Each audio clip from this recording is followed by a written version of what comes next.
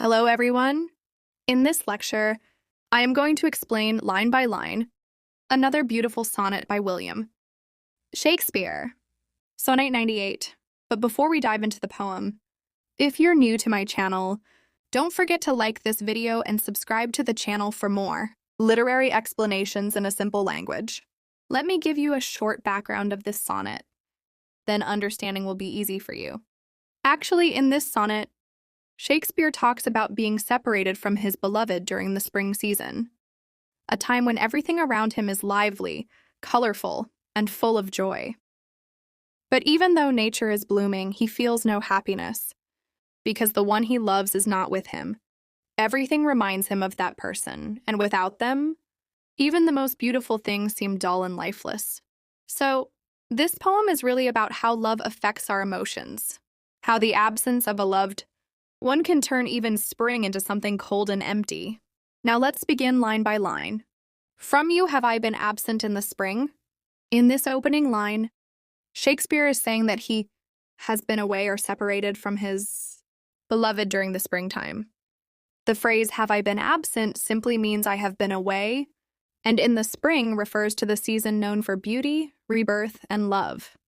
Are you getting the point? And spring is often symbolic of joy and new beginnings. But here, instead of celebrating it, the poet is expressing sadness. He's setting the tone of the poem by telling us that even though it's spring, a time when nature is most beautiful, he doesn't feel any happiness because the one he loves is not with him. In simple words, you can say he is saying, I was not with you during spring, and then says, when proud-pied April dressed in all his trim. Here, he describes the month of April using rich and colorful imagery. He calls April proud-pied, which means having many colors, like a piebald horse with patches of different shades. The word proud here means showing off or full of beauty, and pied refers to being multicolored. So Shakespeare is picturing April as a proud, colorful figure full of life and style. He adds, dressed in all his trim, meaning that April is fully decorated or adorned, just like someone wearing their best clothes. The word trim here means fine decoration, beauty, or stylish clothing. So overall, he's saying that April is like a vivid, elegant person, beautifully dressed in nature's finest, full of blossoms, colors, and freshness. Hath put a spirit of youth in everything. In this line, Shakespeare continues to describe the magical feeling of spring. He says that April, the spring season, has put a spirit of youth in everything.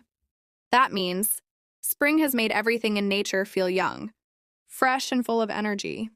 Just like how young people are lively and full of excitement, Shakespeare is saying that during spring, trees, flowers, animals, and the whole world seem to come alive again, filled with youthful energy. The word hath is just an old-fashioned form of has, and spirit of youth means the lively, joyful feeling that comes with being young. So he's saying spring has awakened nature, giving everything a new life and joyful spirit, as if the world itself has become young again. That heavy Saturn laughed and leapt with him. In this line, Shakespeare is using mythology to describe just how powerful and joyful the spring season is. He says that even heavy Saturn laughed and leapt with April. So who is Saturn? In Roman mythology, Saturn was a god often associated with old age, seriousness, and time. He represents something cold, gloomy, and slow, the opposite of youth and joy. But here, Shakespeare is saying, spring was so full of youth and happiness, so powerful that even Saturn, the symbol of old age and gloom, felt joyful, laughed and leaped like a young person. This shows how deeply the spirit of spring affected everything, even things that are usually sad or heavy, yet nor the lays of birds nor the sweet smell. Now the poet begins to shift the tone.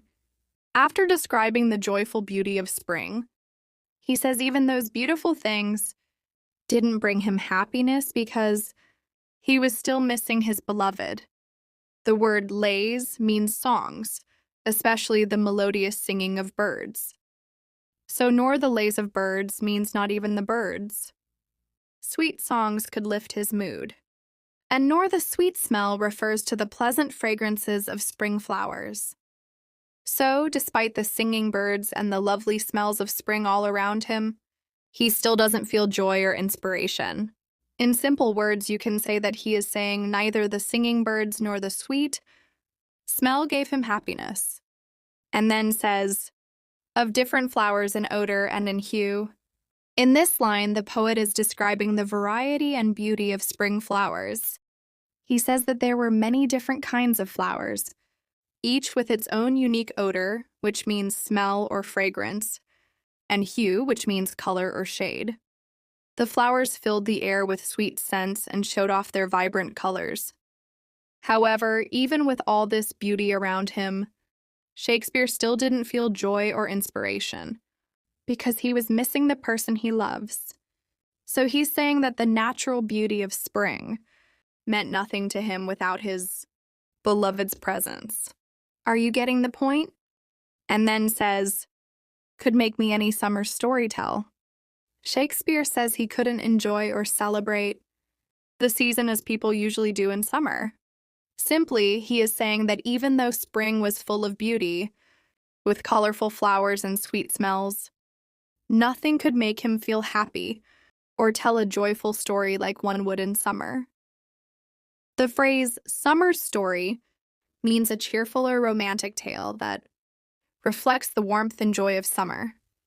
But because he was missing the person he loves, even the lovely sights and scents around him couldn't lift his mood.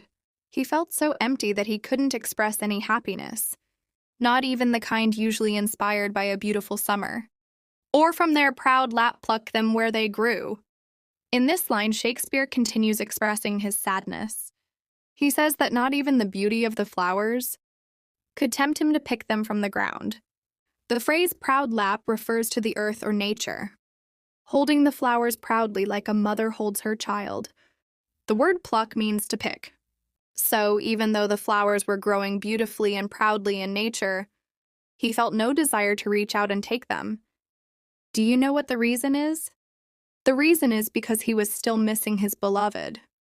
Without that person, even the most beautiful things in nature meant nothing to him. And then says, nor did I wonder at the lilies white. It means that he didn't feel any amazement or admiration when he saw the white lily, a flower often praised for its pure beauty. The word wonder here means to admire or be amazed by, and lilies white, which refers to the bright, pure color of the lily flower. Normally, such beauty might inspire joy or admiration, but because he was missing his beloved, even the most beautiful sights in nature didn't move him. He felt emotionally numb, unable to enjoy what would usually bring delight, nor praise the deep vermilion in the rose. In this line, Shakespeare continues to express how emotionally distant and uninspired he feels. He says that he didn't even admire or praise the rich red color of the rose, which is normally seen as a symbol of love and beauty. The word vermilion means a bright, deep red color, and praise means to admire or speak well of something. So even the vibrant beauty of a rose, something he would normally admire, did not impress him. This shows that without his beloved, even the most beautiful and romantic things in nature seemed dull and meaningless to him. And then says, they were but sweet, but figures of delight. Now he is saying that the flowers he saw, like lilies and roses, were pleasant and beautiful, but to him they were only outward images of joy, not something that truly touched his heart. The phrase but sweet means they were merely pleasant, and figures of delight means they were just symbols or representations of beauty and happiness, not the real thing. So he's saying that without his beloved, even these lovely things were just empty decorations, not deeply meaningful or moving to him. Are you getting the point?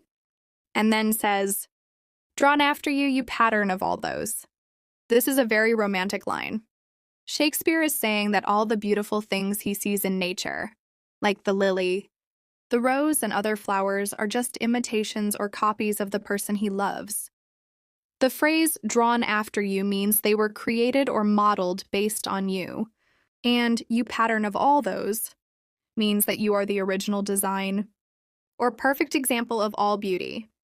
In simple words, he's saying, this shows how deeply he values his beloved's beauty, far above anything found in nature. Yet seemed it winter still, and you away. It means that even though it was spring, it still felt like winter to him because his beloved was not there.